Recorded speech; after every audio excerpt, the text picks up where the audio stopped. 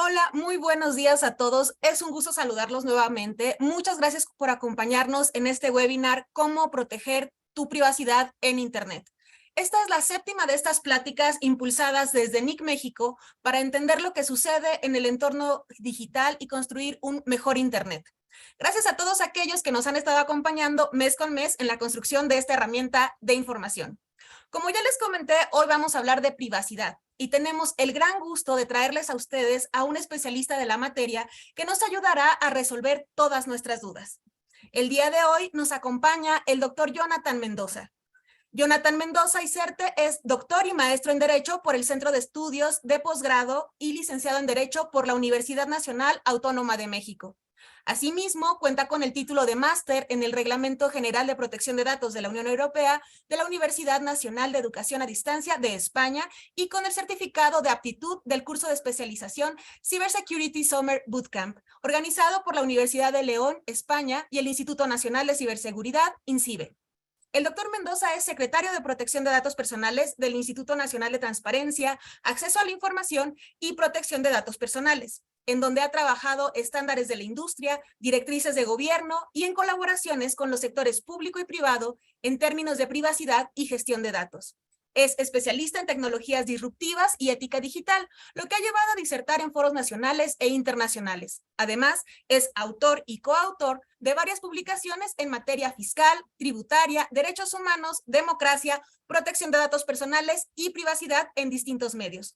Muchísimas gracias, Jonathan, por acompañarnos. Bienvenido. Muchas gracias a ustedes, Fabiola. Es un gusto compartir este espacio con todos ustedes. Gracias a NIC México, gracias a ti, por supuesto. Le doy los buenos días a la audiencia que sigue esta conferencia. Y bueno, parecería que estoy buscando trabajo con la semblanza que me hiciste el gran favor de compartir. En realidad, yo te podría decir que es experto o especialista solo aquel que se ha equivocado las veces suficientes para poderse acreditar como tal. Y creo que me falta mucho para poder llegar a ese parámetro. Lo que sí es que me gusta mucho lo que hago. Ya decías tú, soy secretario de Protección de Datos Personales en el INAI. Soy Jonathan Mendoza. Llevo algunos años trabajando por acá en temas de protección de datos personales y privacidad. Y bueno, en ecosistemas digitales, un poco para entrar en materia, en ecosistemas digitales o en entornos digitales, protección de datos personales y ciberseguridad son temas que no se pueden entender separados, son temas transversales. La verdad de las cosas es que la protección de datos personales protege más bien no a los datos, sino a la persona, porque cuando hablamos de datos personales hablamos de un derecho humano fundamental. No en todas las latitudes, no en todo el mundo, pero en México sí. Desde hace algunos años, por ahí de 2009, hubo una reforma constitucional que le dio sede a este derecho como un derecho humano fundamental. En otras regiones, en otros países, no es tomado en cuenta como un derecho fundamental. Puede formar parte de un derecho al consumo o como un complemento al acceso a la información. La protección de datos personales, además, en un tema de complementariedad de derechos humanos, está ligada con todos los demás, o sea, con libertad de expresión. Si hablamos de Internet, hay un estrecho vínculo o tangentes en los que se tocan la libertad de expresión y la privacidad o la protección de datos personales, para decirlo más específico, porque el concepto de privacidad es más amplio, la protección de datos personales pues es algo un poco más específico. En fin. De hecho, justo para allá vamos y solamente les quisiera avisar a nuestra audiencia que pueden estar en contacto con nosotros, hacerles preguntas directamente a nuestro experto a través del espacio de Q&A que se encuentra en la parte de abajo. Es la forma en la que nosotros estaremos dando seguimiento a cada una de los comentarios, de las preguntas que nos quieran hacer y yo se las estaré realizando directamente a nuestro experto. Y hablando de ese tema que estabas comentando, Jonathan, ayúdanos a entender de la manera más básica, más clara, qué es lo que nosotros debemos de conceptualizar como privacidad. ¿Qué es cuando nos dicen defender nuestra privacidad? ¿Qué es lo que estamos realmente protegiendo? Mira, para decirlo como muy general, es aquello que nos pertenece o nos corresponde a nosotros únicamente y decidimos si compartir o no. The right to be alone, que es el primer acercamiento a esto, en la doctrina norteamericana te decía, hay espacios en los cuales nadie más tiene por qué intervenir. Y eso está ligado con otras cuestiones, como te decía yo, por ejemplo, con intimidad o con cuestiones de derecho al honor. Partiendo de un principio de autodeterminación, si me permites el concepto que es medio complicado, pero en realidad lo que tiene que, a lo que se refiere ese concepto es que nosotros controlamos nuestra información. Así debería de ser. Ahora, para tú poder controlar tu información, primero tienes que conocer qué implicaciones tendría compartirla, ¿no? Nadie puede ejercer un derecho que no conoce y es parte de los problemas que hay no solo en México, sino en LATAM, en la región. Es un derecho que no está socializado, es un derecho que está en construcción, no hay una cultura consolidada en torno al derecho a la privacidad y más específico, lo que a mí me corresponde, la protección de datos personales, porque yo te decía que privacidad es más amplio. Privacidad, por ejemplo, incluye inviolabilidad de comunicaciones, que es algo que no le corresponde ver al INAI. Protección de datos personales es uno de los elementos que conforman el concepto de privacidad. Pero si hablamos de ecosistemas digitales y de Internet, para decirlo como más directo, pues el flujo de datos personales no respeta fronteras, Fabiola, en realidad. O sea, es inmediato. El flujo transfronterizo de datos personales en Internet sucede en instantes, en segundos, de una jurisdicción a otra. Y en realidad ahí enfrentamos el primer problema, que es no tener el mismo estándar de protección en todos los países. Si tú ves este tema en Europa, que se ha vuelto como el paradigma o el estándar, con el Reglamento General de Protección de Datos de la Unión Europea o GDPR, pues esa regulación en un tema de enforcement pone en el centro de la conversación al titular, con independencia de en dónde se encuentren las empresas o las startups pues sí, quienes desarrollan comercio electrónico y economía digital, protege a los ciudadanos que se encuentran en el espacio europeo, ¿no?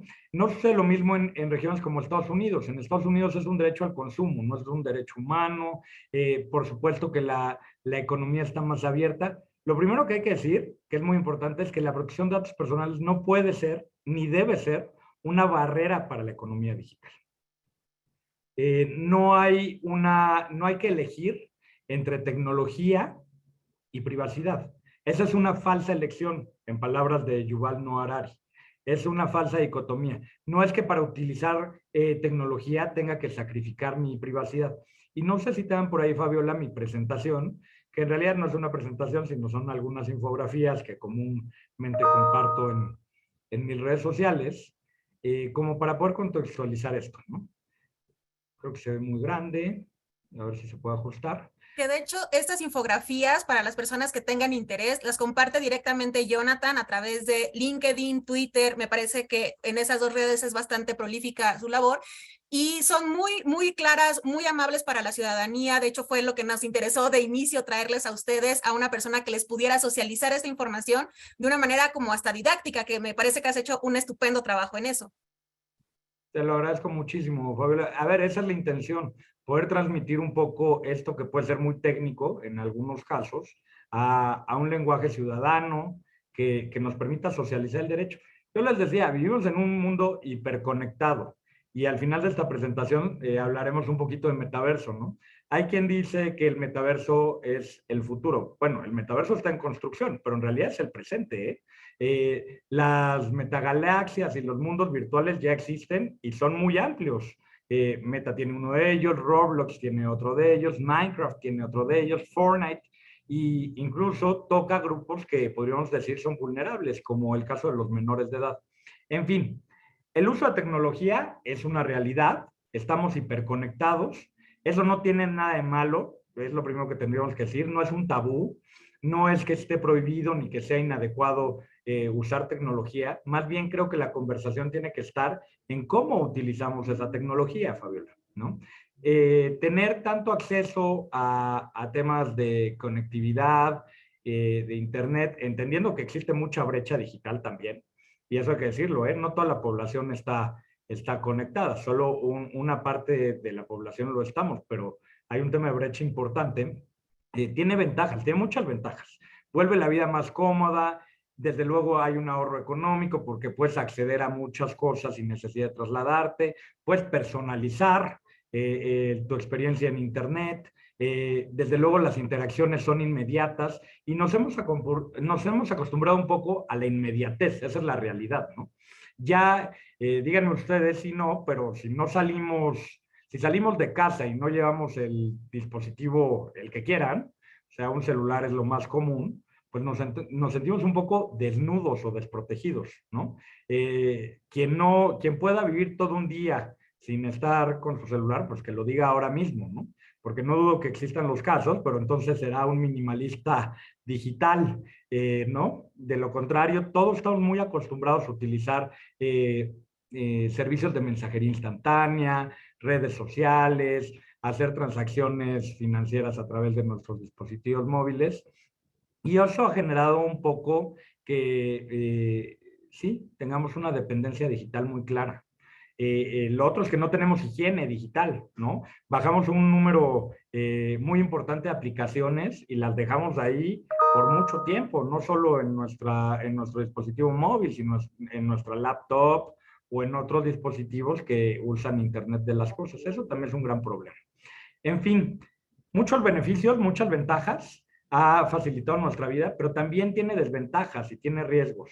Y los riesgos básicamente tienen que ver con la pérdida de privacidad, porque no vamos dejando una estela digital o una huella digital, como algunos otros lo han mencionado, perdemos el control de nuestra información, ya no sabemos quién la tiene ni por qué, porque las políticas de privacidad de las aplicaciones y de los servicios digitales son amplísimas y generalmente nadie las lee. Son muy pocos Claro. las personas que las leen porque desesperan, ¿no? Nosotros lo que queremos es bajar la red social, bajar la aplicación, utilizar la banca móvil, utilizar el servicio de mensajería instantánea.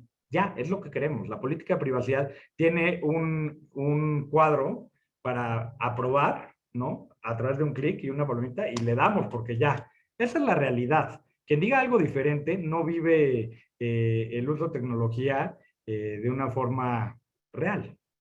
Es Oye, lo que Jonathan, pasa.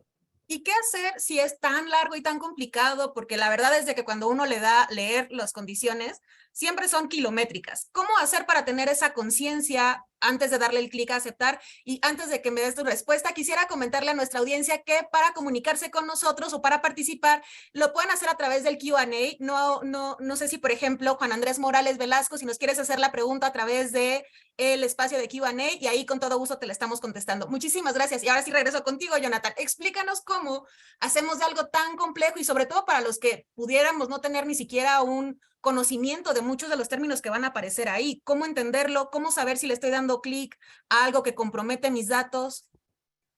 Mira, yo creo que es una tarea conjunta, Fabiola, y te voy a tratar de desglosar esta idea. Ya tenemos que empezar a hablar de gobernanza de datos personales. Es una conversación que ya existe internacionalmente y que todas las autoridades que protegemos este derecho tenemos que asumir. Las colaboraciones público-privadas son indispensables e incluir a todos los stakeholders también lo es para poder socializar o poder transmitir de una manera clara cómo puedes proteger tu información, tus datos personales o tu privacidad. Creo que también está muy ligado con cuestiones de ética digital. O sea, con los principios éticos digitales sí son ejes rectores que permitirían a los usuarios tener más confianza y más conocimiento de cómo se utiliza su información. Y básicamente hay dos que son fundamentales, ¿no? Transparencia y explicabilidad. ¿Qué datos recaban de mí y cómo los utiliza el algoritmo? O sea, cuando se desarrolla el algoritmo, en realidad, en muy pocos casos, se toman en cuenta cuestiones de privacidad, en muy pocos casos.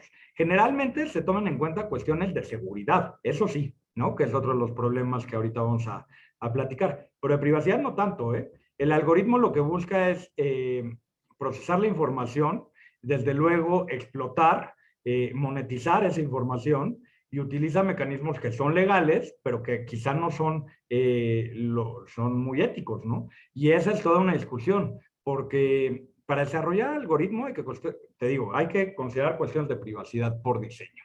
Si no lo haces, en algún momento, ese procesamiento de información a través de inteligencia artificial va a tener un problema.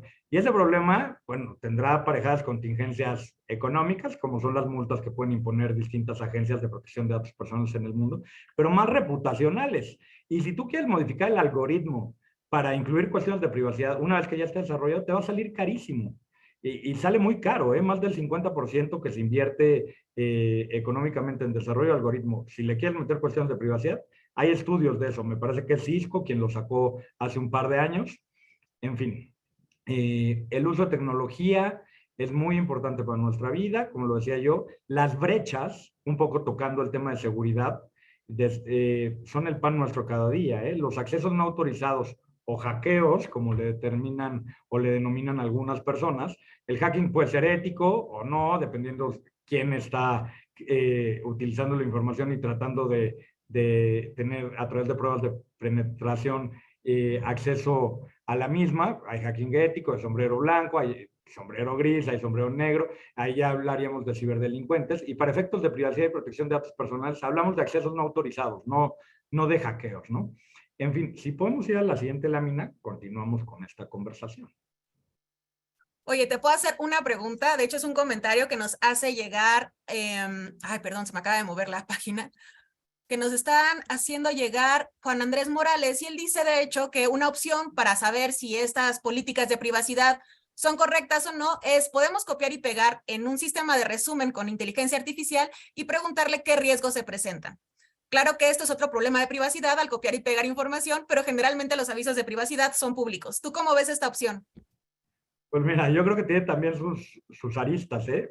A ver, muy fácil, hablemos de ChatGPT, ¿no? Que es lo más reciente y de donde han derivado más conversaciones. No es infalible. ¿Nos puede ayudar para procesar información? Sí, sí nos puede ayudar. ¿Qué tan veraz es el resultado que nos va a dar?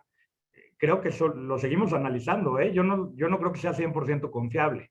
En fin, yo creo que en lugar de utilizar mecanismos de inteligencia artificial para leer una política de privacidad, un aviso de privacidad, los servicios digitales, las empresas, los responsables, tendrían que buscar formas más dinámicas y creativas y más fáciles para darnos a conocer cómo van a utilizar nuestra información, ¿no? O sea, yo hablaba de metagalaxias. Si tú utilizas Roblox o Minecraft, ¿con cuántos terceros pueden compartir eso?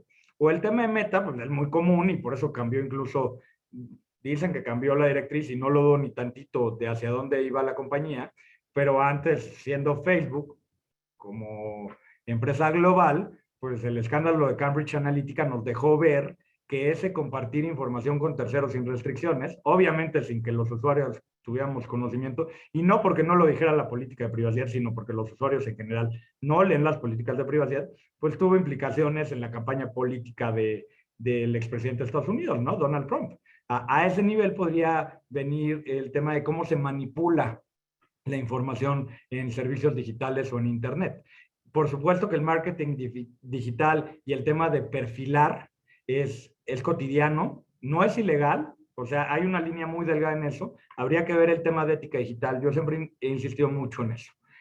¿Podemos ir a la siguiente lámina, por favor? Y solamente relacionado, mientras nos hacen el cambio de lámina, nos hacen otra pregunta que dice, ¿qué sugieren respecto a incluir con los conceptos de inteligencia artificial para los avisos de privacidad en las empresas? Que está un poco relacionado con la primera pregunta. Y a toda nuestra audiencia decirle que estamos leyendo todas las preguntas. Ahorita se las vamos a ir haciendo poco a poco a nuestro experto. Mira, yo lo que tengo que decir al respecto, Fabiola, es que las legislaciones de datos personales son neutrales. Aplican a entornos físicos y digitales. Sin embargo, quizás requieren algunos ajustes para actualizarse. Siempre la tecnología y la innovación va a ir más rápido que la regulación.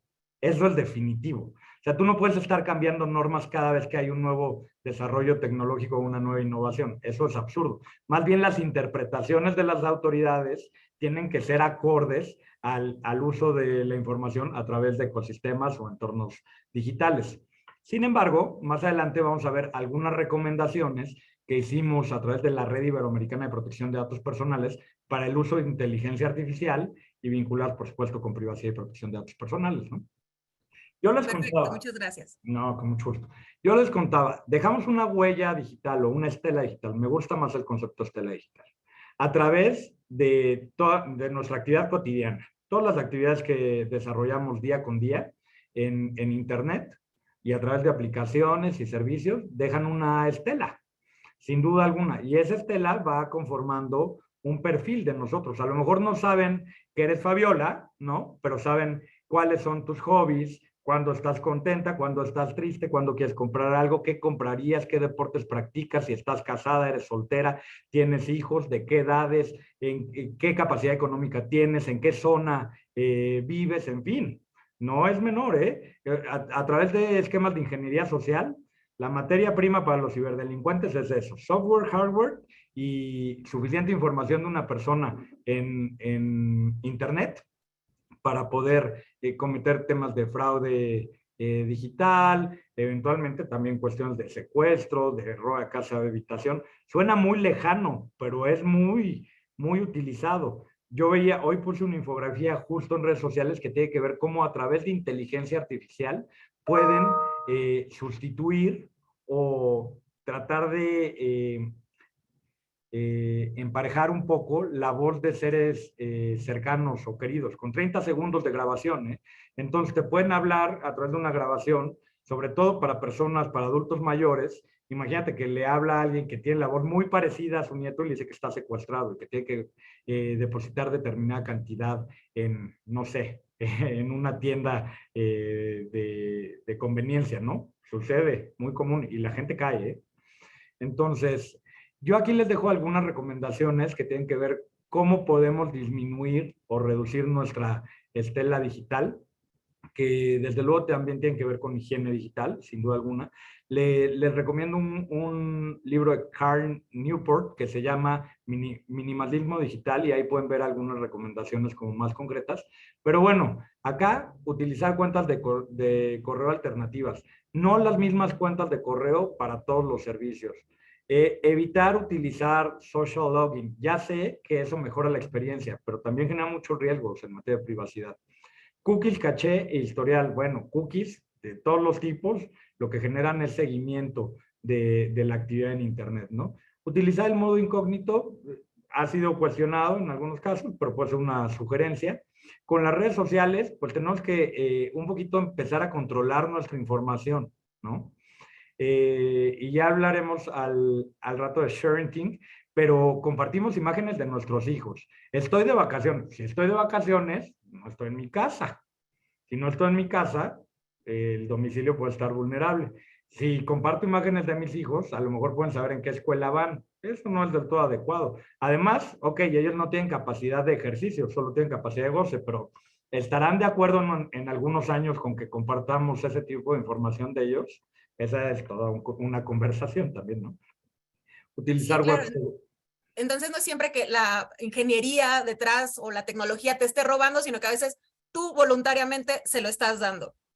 En la mayoría de los casos, tú voluntariamente se lo estás dando. O sea, cuando no tiene que ver con un acceso no autorizado o una brecha, toda la información que tú inconscientemente dejas en Internet está ahí porque lo decidiste, porque lo subiste a Facebook, a Instagram, a LinkedIn, a Snapchat o a cualquier otro servicio digital, a TikTok, ¿no? Justo ahora que está de moda por el tema de la comparecencia que tuvo su CEO en el Congreso de Estados Unidos, pues bueno, claramente dejamos ahí mucha información de manera voluntaria, ¿no? Porque también así es como hemos aprendido últimamente a socializar, Fabiola, ¿no? Ya no socializamos tanto de manera física, lo hacemos de manera virtual.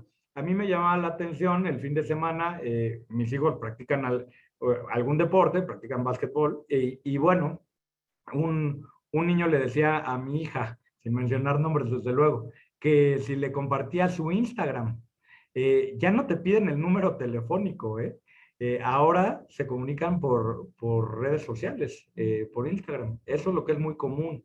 Ya desde luego ni hablemos de otros servicios que tienen que ver con entablar otro tipo de relaciones, ¿no? Como los que conocemos ya, ¿no? En fin, navegadores especializados, estamos muy acostumbrados a solo utilizar los navegadores que conocemos más comúnmente. El tema de ubicación es ideal tratarlo de desactivar, a menos de que sea indispensable. Por ejemplo, para servicios financieros, pues es indispensable, ¿no? O si vas a utilizar servicios para trasladarte de un lado a otro también. Pero yo lo que procuro hacer es apagarlo y prenderlo, no dejarlo prendido todo el tiempo, ¿no? El tema de plugins también creo que es bueno, VPNs por supuesto, y los DNS sobre HTTPs. ¿Podemos pasar a la siguiente, por favor? Y bueno, me parece que con este espacio estamos contestando a la pregunta de F de la Pena, que nos estaba haciendo la pregunta de cómo nos protegemos. Creo que ya la infografía nos lo dejó bastante claro, y si quieren ahondar un poco más, vuélvanos a mandar alguna pregunta específica, pero me parece que con esto ya lo estamos cubriendo. En realidad solo son algunas recomendaciones para reducir el tema de Stella, porque eh, nunca lo haces completamente, pero esto ayuda un poco. Creo que son buenas. Eh, puedes tener, ya hablamos de cookies, puedes tener cookies de origen, que son las que se necesitan para poder navegar, cookies de terceros, que ahí puedes preconfigurar, y eventualmente puedes hacer cambios en los ajustes de privacidad en el navegador para que no tengas tanto seguimiento, ¿no? Esta información lo sacamos de la FTC, de la Federal Trade Commission. Si tú te das cuenta, conforme o como esté la regulación, dependiendo de la región de la que hablemos, hay mayor o menor protección. En Europa, las páginas que están vinculadas con países europeos, en automático te despliegan para configurar cookies. Lo deben de haber visto todos, ¿no? Te dan un pop-up y te dicen, a ver, ¿aceptas todas o configúralas? ¿Qué es lo que sucede en la realidad? Pues que mucha gente acepta todas, ¿no? Eso tiene que ver otra vez con tener como la información suficiente para saber qué implicaciones podría tener configurar o no las cookies de terceros. Quizás las de origen no las puedes modificar porque ahí sí tiene que ver con una experiencia de navegación. La siguiente, por favor. Oye, si te parece, antes de entrar, relacionado con el VPN, Roberto Munguía nos hace el favor de preguntarnos, ¿el VPN que ofrece el iPhone es suficiente o no lo es? Mira, iPhone, o más bien Apple, se ha vuelto, y lo digo como muy seguido en este tipo de participaciones, se ha vuelto un poco el regulador de los servicios digitales en Estados Unidos. Eh, Tim Cook da un discurso hace un par de años en la conferencia IAPP, que es como una asociación de profesionales que hay en Estados Unidos muy grande, desde luego especializados en temas de privacidad. Y la verdad es que creo que ellos ya entendieron un poco la lógica de tomar el tema de privacidad como un valor agregado hacia su marca, ¿no? Si tú te das cuenta de cómo utilizan publicidad, el tema de tracking también fue súper sonado, ¿no? De cómo tenías que autorizar tú la posibilidad de que un tercero te hiciera tracking o no. Fue muy criticado por otros servicios digitales porque eso, desde luego, les quitó oportunidades de monetización. Yo no soy un experto en temas que tienen que ver más con cuestiones de tecnología al nivel de salir de mi campo sí, especialista en temas de datos y de abogado, pero creo que esa VPN podría ser mejorada con una que tenga costo adicional, ¿no? O sea, yo no me fiaría nada más de tener la VPN de Apple como para tomar en cuenta estas recomendaciones. Eso es lo que te quiero decir, pero a final de cuentas sí reconozco que es una compañía que ha tomado muy en cuenta cuestiones de privacidad, ¿no? ¿Me puedo hacer una pregunta más, Por supuesto. Jonathan? Por parte de Gerardo Arreola te pregunta, ¿qué opinión tienes del derecho a la memoria europea? ¿Hay algo parecido en México? A su juicio, ¿qué debe prevalecer? ¿La libre expresión o el derecho a la imagen propia? Gracias, Gerardo. Ok, no sé si se refiere a el derecho al olvido esa pregunta. Me parece que ha de ser, Gerardo, si no es ese tema, por favor acláranoslo, pero sí me parece que el tema es el derecho al olvido. Yo también lo entendí así. El derecho al olvido es algo que no está regulado en México. Sí está regulado en Europa y deriva de una sentencia primero del Tribunal Constitucional Español y luego el Tribunal de Justicia de la Unión Europea, en un caso paradigmático que se denominó Costeja, ¿no? Este caso Costeja justo era una persona que no quería que apareciera su información en Internet y termina todos los que vemos estos temas, pues terminamos sabiendo quién era Mario Costeja. Y bueno, derivado de esta situación, se vio la posibilidad y se reguló el tema de desindexación de páginas, de buscadores, de algunas informaciones de titulares. En México no está regulado. Hay un concepto por ahí en una regulación de la Ciudad de México que acaba de ser declarado inconstitucional por la Suprema Corte de Justicia de la Nación hace un par de semanas. Y yo les diría que, por lo menos en un tema de enforcement y de interpretación, eso no existe aún en México.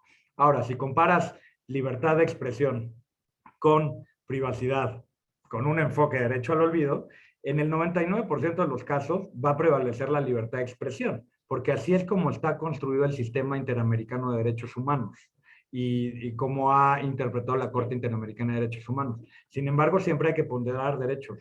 O sea, el 99% no significa que siempre será de esa manera.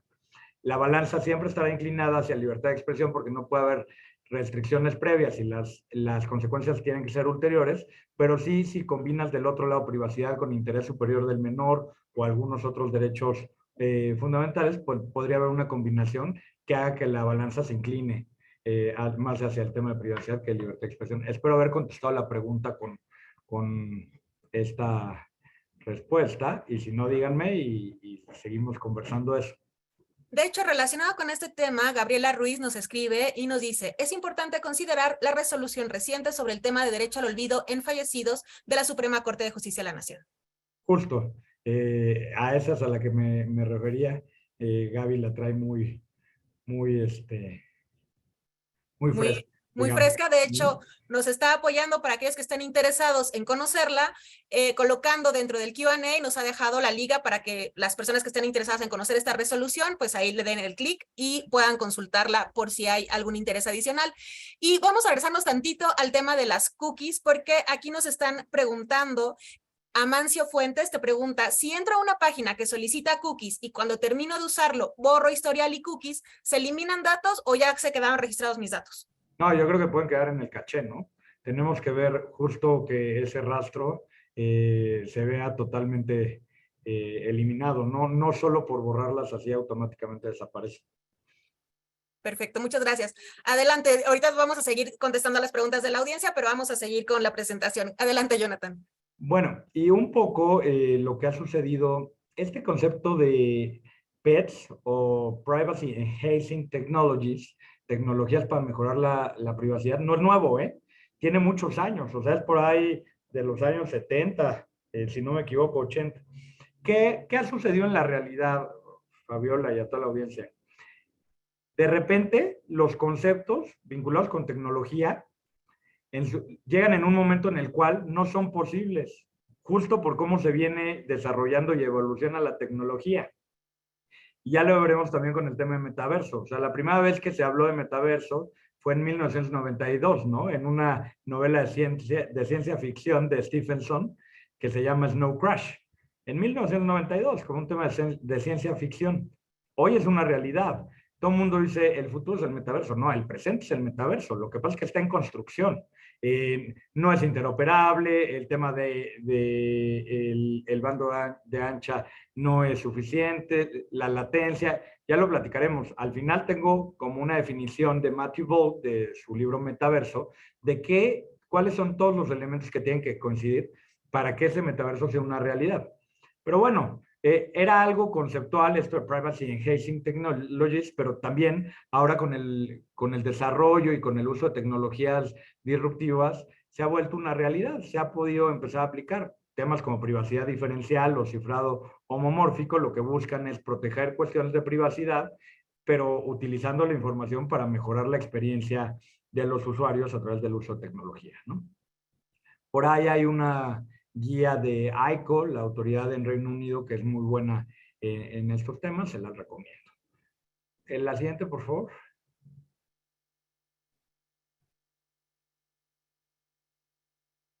Acá viene, Fabiola, lo que te comentaba, ¿no?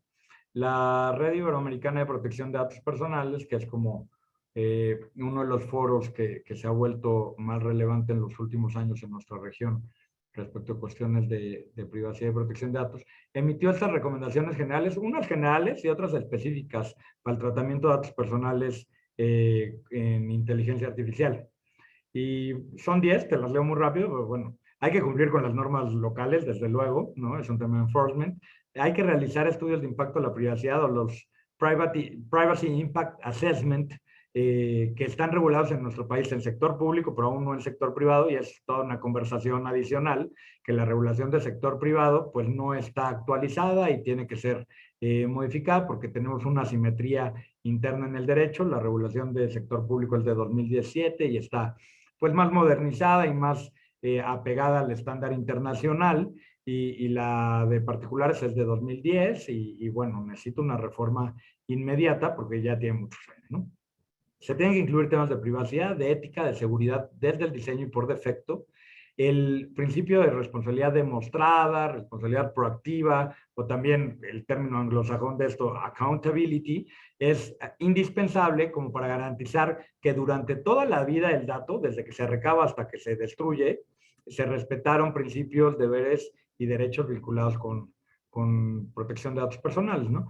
Diseñar esquemas apropiados de gobernanza, ya se los decía al principio de esta conversación, tenemos que hablar muchísimo más de gobernanza de datos personales.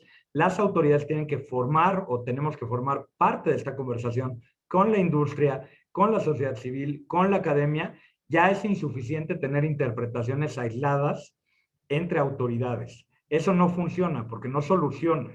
Tenemos que tener una silla y que nuestra opinión sea escuchada en un tema de igualdad de condiciones. Por eso las colaboraciones público-privadas, insisto yo, son indispensables para poder avanzar de una manera más adecuada en la protección, en la garantía y en la tutela de este derecho humano. Hay que garantizar los principios, hay que respetar los derechos, hay que asegurar la calidad de los datos, utilizar herramientas de anonimización de esta información y confianza y transparencia con los titulares sobre cómo se usan sus datos personales. La siguiente lámina, por favor. Si me permites hacerte una pregunta más, Ángel Valdés nos pregunta relacionada con el tema, me parece que está un poco contestado, pero nada más para poder cerrar bien la idea, ¿cómo impactará la inteligencia artificial y las diversas aplicaciones y o empresas que la utilizan para obtener mis datos sin mi autorización? Pero me parece que un poco queda resuelto con la lámina que nos acabas de presentar. Sí, porque en realidad en muchos de los casos utilizan tu información sin que lo sepas, ¿no? Porque al publicarla tú, de facto das el consentimiento para que se utilice, ¿no? Es una buena parte del problema, que una importante cantidad de la información que hay de nosotros en Internet, nosotros mismos la ponemos ahí, y otra no, y esa es la parte que es ilegal y que tiene consecuencias, en fin, ¿no? Pero yo creo que definitivamente la exigencia social y ciudadana tiene que ir hacia los servicios digitales y hacia las aplicaciones que utilizan nuestros datos en tecnología, solo para que nos informen cómo los utilizan y que nosotros estemos al tanto de qué estamos haciendo, decisiones informadas, ¿no? A lo mejor lo queremos compartir, porque yo prefiero tener una experiencia mucho más personalizada en una aplicación, en una red social, en Internet, y sacrifico temas de privacidad. Lo que no se vale es no saber ni siquiera que lo estamos haciendo, ¿no? No sé si estén de acuerdo con eso. Claro, me parece un súper buen punto. Y algo que también nos han estado preguntando mucho es, ¿qué pasa si ya no tuve ese control y después quiero hacer como alguna acción para enmendar esa falla que tuve? O no lo sé, tal vez menores de edad que en algún momento hicieron alguna exposición de datos vulnerables y que después quieren como cubrirlo. ¿Se puede hacer o ya es algo imposible? Ya no hay una subsanación a eso. Pues habría que analizar la política de privacidad de cada uno de los servicios digitales y aplicaciones, a ver si es posible. Yo te diría que es como una bola de nieve, ¿no? En muchas ocasiones es complicado, sobre todo si estás afuera del espacio europeo, porque las regulaciones son territoriales, no son No hay un tema de globalización enfocado a enforcement en protección de datos personales. No hay convergencia normativa y no hay un estándar. Entonces, una regulación que es territorial, pues tú dime de qué te sirve para cubrir cuestiones o problemas que suceden en servicios digitales que son globales y que además eligen la jurisdicción a través de forum shopping o forum shopping, ¿no? Es complicado el problema, no tiene una sola solución. Se tiene que abordar desde distintas ópticas. En algunos casos será posible hacerlo, en algunos otros quizá no. Y habría que ver si la regulación o incluso las constituciones de los distintos países te protegen en torno a esto o no. Mucha gente habla de extraterritorialidad de GDPR. Ese término lo hemos platicado y a lo mejor no es el más adecuado. Quizá habría que hablar de principio de neutralidad tecnológica, Fabiola, ¿no? Como para que el paraguas de protección hacia los usuarios de distintos países del mundo, pues fuera un estándar adecuado y suficiente. Y que entonces, si en algún momento quieres eliminar información de un servicio digital que está en Silicon Valley o en California, pues lo puedas hacer sin mayor implicación, sin tenerte que ceñir a su política de privacidad y a las propias reglas que establecen. A ver, nada es gratis en esta vida, ¿no? Bueno, la verdad es que pocas cosas lo pueden ser, a lo mejor algunas vinculadas con cuestiones emocionales o con sentimientos, pero cuando tiene que ver con procesamiento de datos personales, si el servicio es gratuito, tú eres el producto, ¿no? Hay un documental en Netflix muy famoso en torno a esto de personas que trabajaron en distintos servicios digitales y que tuvieron cuestionamientos hacia su ética relacionados con cómo se procesa la información. No son gratuitos los servicios. Tú terminas siendo el producto. ¿Por qué terminas siendo el producto? Porque te hacen un perfilamiento, porque te ofrecen servicios, te venden productos y conocen tu vida en algunas ocasiones incluso mejor de lo que tú la puedas conceptualizar y no es broma.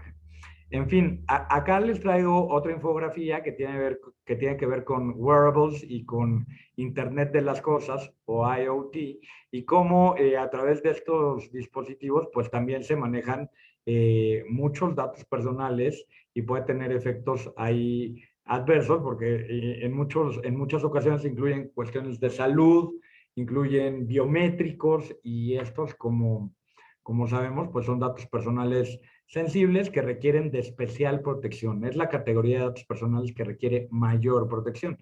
Cuando utilizas wearables, la verdad es que también hay mucha transferencia de datos personales y acá dejamos algunas recomendaciones básicas que podrían ser útiles como para optimizar cuestiones de privacidad No y sé si seguridad. de nuestra producción de Nike podemos confirmar.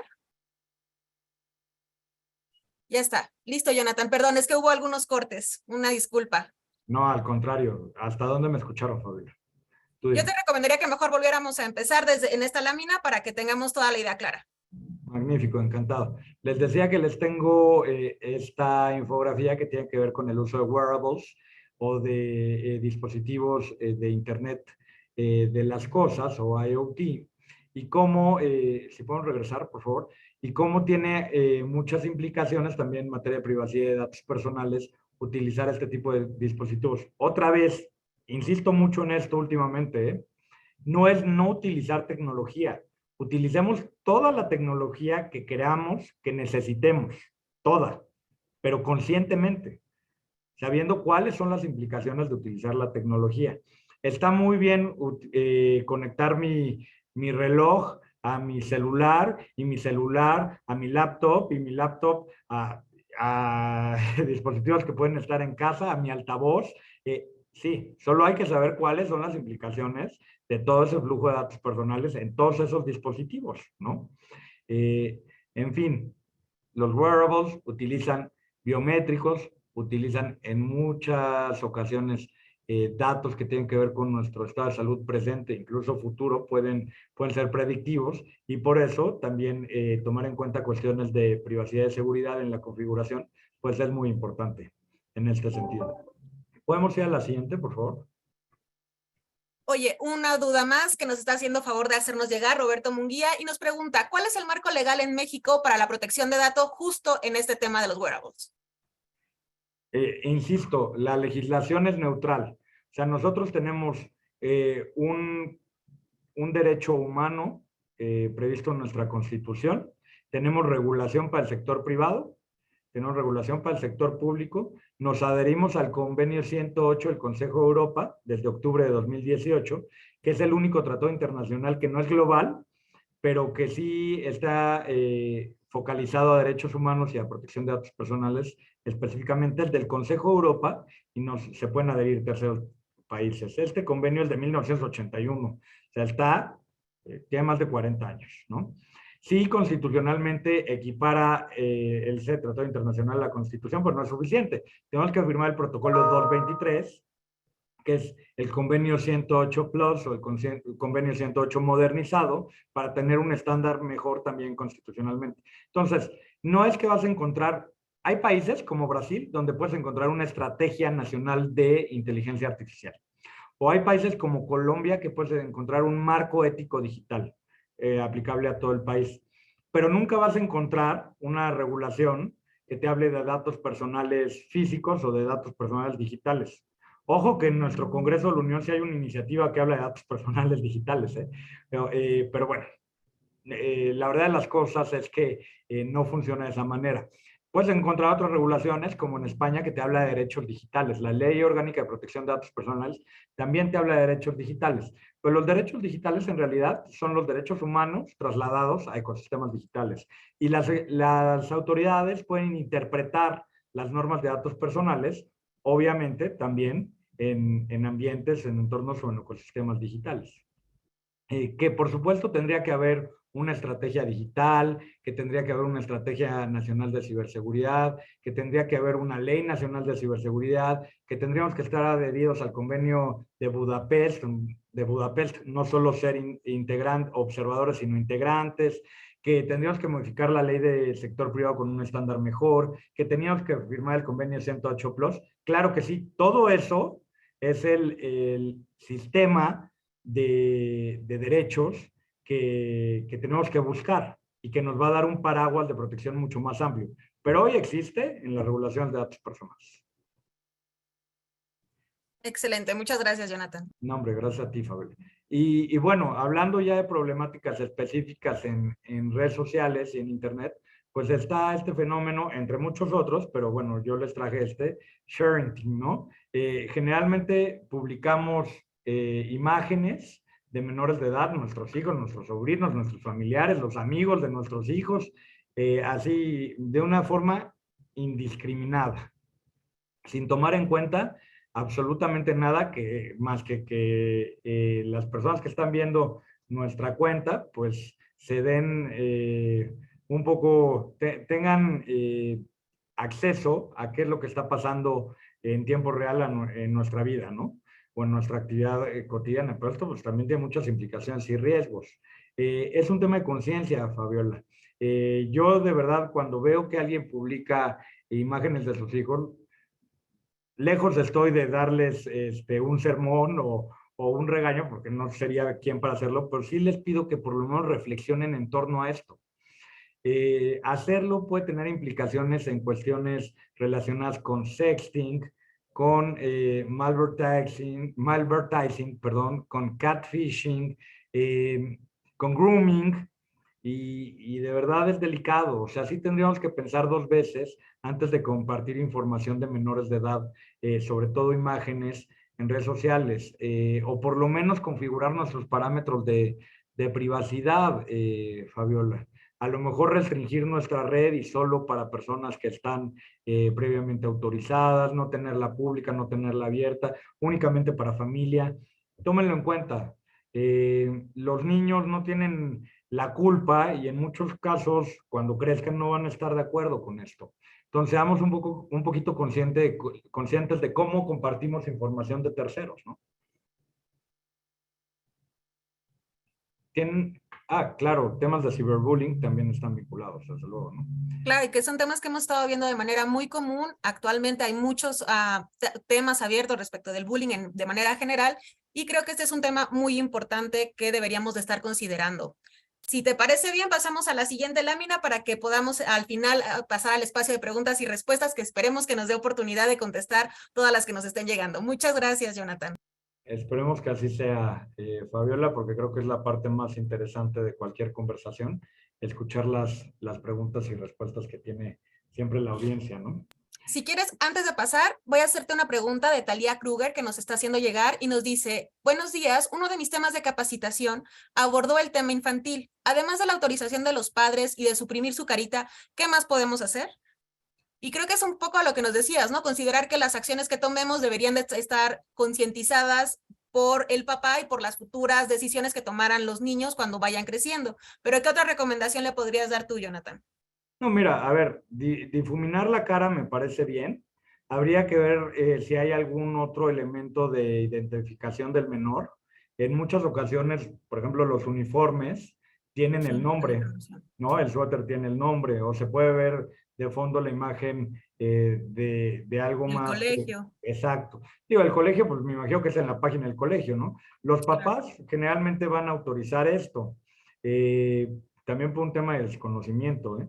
Es como en el sector médico, pues cuando te piden el consentimiento informado para practicarte una operación, creen que ese es el consentimiento expreso para tratamiento de datos personales sensibles. Por supuesto que no, son consentimientos diferenciados. Acá está bien pedir el consentimiento padre o tutor, ok, pero siempre tomar en cuenta no exponer a los menores por un tema sí de privacidad, sí de protección de datos personales, pero también de interés superior del menor.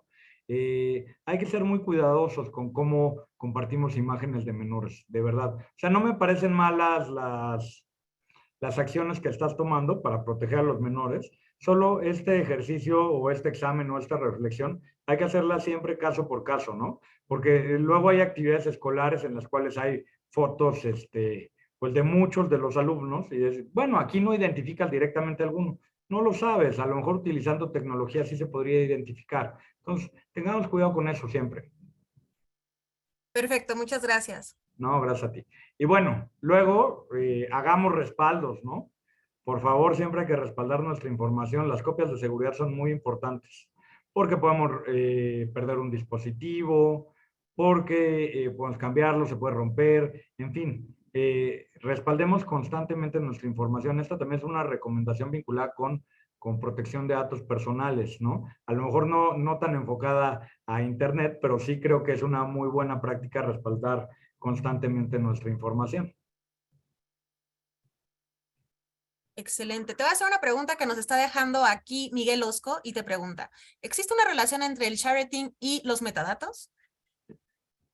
Yo creo que a través de metadatos sí podrías eventualmente acceder a información de cualquier tipo de usuarios, ¿no? Incluyendo también el tema de menores. O sea, habría que ver qué tipo de metadatos recaba cada uno de los dispositivos y en función de eso, pues evaluar, porque no toda la tecnología funciona igual. Oye, y estamos viendo que te estás colocando Estoy unos con, lentes. ¿Nos quieres platicar más de ellos? Sí, pues es que mira, creo, a ver, si me dan la siguiente infografía, por favor. Justo, me estoy colocando ahorita unas gafas virtuales eh, y platicábamos, ¿no? Mucha gente habla del metaverso como el futuro. Yo creo que es el presente, es nuestra realidad, Fabiola.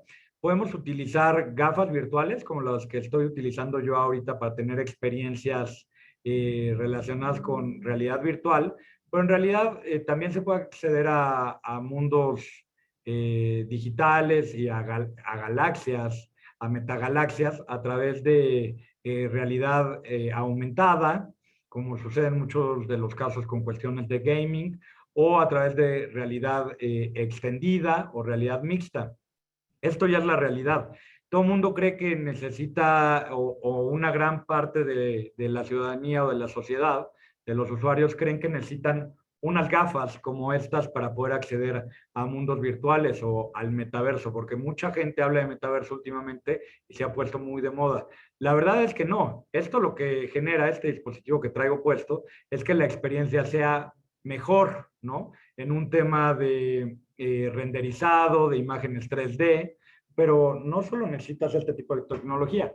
Hoy este tipo de tecnología sigue siendo muy cara, como los dispositivos móviles o inteligentes lo eran en su momento hace algunos años, a principios de la década de 2000, ¿no? Por ahí, en ese periodo 2000-2010, digamos, ese rango. pero hoy los dispositivos inteligentes, los celulares, ya no son tan caros, ¿eh? Y mucha gente puede acceder a ellos. Eso es lo que va a terminar pasando con las gafas virtuales también. Digo, hay de distintos modelos y muchos precios, pero no es el único mecanismo para poder acceder a metaverso. Y acá les dejo una definición de Matthew Ball, y aprovecho para recomendarles este libro, si me permiten, que se llama, ¿lo ven? No. Se complica un poco, pero No, si bueno, no quieres importa. colocamos el nombre para que después lo puedan ellos buscar. No importa. Se llama Metaverso, se llama el Metaverso y cómo revolucionar todo, y es de Matthew Ball. Y esta definición la saqué de ese libro. Estos son los elementos que se tienen que cumplir para que el metaverso sea una realidad. O sea, una red masiva e interoperable de mundos virtuales 3D renderizados en tiempo real que pueden ser experimentados de forma sincrónica y persistente por un número efectivamente ilimitado de usuarios con un sentido de presencia individual y con continuidad de datos como identidad, historia, derechos, objetos, comunicaciones y pagos. Hoy no existe esto, pero va a existir. Y tenemos que estar preparados para ello, porque nuestra identidad digital va a superar nuestra identidad física en todos los ámbitos, no solo el personal, el profesional, el académico, en todos ellos. Hasta acá llega mi participación, Fabiola. No, pues agradecerte mucho, Jonathan. Hemos tenido también una gran participación por parte de la audiencia, lo que refleja el interés de conversar sobre estos temas, que esperemos que en alguna otra ocasión podamos repetir para que puedas venir a ser como más explícito en algunos temas que han reflejado mucho interés. Inteligencia artificial me parece que fue de los temas que más interés y preguntas tuvimos, que esperamos que hayan sido satisfactoriamente contestadas. Y Jonathan, ya se nos acaba el tiempo desafortunadamente. ¿Nos podrías decir algún comentario de cierre? Nos está colocando Jonathan la imagen del libro, así que muchas gracias para los que lo quieran leer. Jonathan, ¿cuáles serían tus palabras de cierre, las recomendaciones generales? Adelante. A ver, Fabiola, yo la verdad es que cerraría diciendo que siempre hay que proteger nuestros datos, pero eso es muy general. Hay que pensar antes de compartir información. En general, hay que cuestionarnos por qué nos están pidiendo esa información y para qué. Desde cuando vas a un supermercado, a una tintorería, abres una aplicación o estás en una red social. Seamos más conscientes de cómo compartimos nuestra información, porque de verdad a veces somos parte del problema. Y no es nuestra culpa tampoco, ¿eh? No tenemos conocimiento de esto porque quien lo tiene que transmitir a lo mejor no lo ha hecho de una manera adecuada. En fin, formemos parte de la conversación para ser parte de la solución también. Así cerraría yo esta conferencia. Excelente, y es que también tenemos que asumir una responsabilidad en todo este entramado del entorno virtual. Oye, han quedado 3 preguntas sin contestar. Si les parece bien a las personas, de hecho, se nos están sumando más preguntas, así que desafortunadamente el tiempo nos está consumiendo, pero lo que puedo hacer es compartirle estas preguntas al equipo de Jonathan y tal vez en alguna otra infografía o en términos generales, él les pueda dar respuesta y recuerden que pueden conseguir esta información a través de las redes sociales de Jonathan, que es @JonnyMendoza, como lo hemos estado viendo en todas las presentaciones, y me parece que es muy útil porque pueden ustedes repasar lo que ya hemos platicado y tal vez hasta continuar la conversación con el experto. Les agradecemos a todos ustedes que nos han estado acompañando. Para los que nos preguntan si se puede tener acceso a esta información, de nueva cuenta, sí, todas nuestras pláticas, incluyendo las otras 6 pasadas, se encuentran disponibles en la página de YouTube de NIC México, donde nos dará muchísimo gusto que ustedes entren, participen, nos comenten y la pueden compartir si ustedes consideran que a alguien más les sería de interés esta presentación. Y les invitamos a que dentro de un mes nos vuelvan a acompañar y platiquemos ahora de infancia e internet. Es una plática muy interesante también para aquellas personas que están buscando el cómo hacer e-commerce para aquellos productos que están destinados a la infancia sin justamente hacer un caso omiso de la legislación o afectar la legislación o tener un trato no correcto. Y es una buena plática para aquellas personas que están en algún tipo de emprendimiento y que quieran conocer un poco más. También los invito a que den seguimiento a todas nuestras redes sociales de NIC México, en donde nos encuentran como NIC MX en Twitter, NIC México en Instagram, Facebook y LinkedIn. Muchísimas gracias a todos, muchísimas gracias Jonathan, muchísimas gracias a tu equipo y muchas gracias al equipo de producción que se encuentra detrás de cada una de estas presentaciones. Ha sido un gusto, muchísimas gracias. Nos vemos pronto.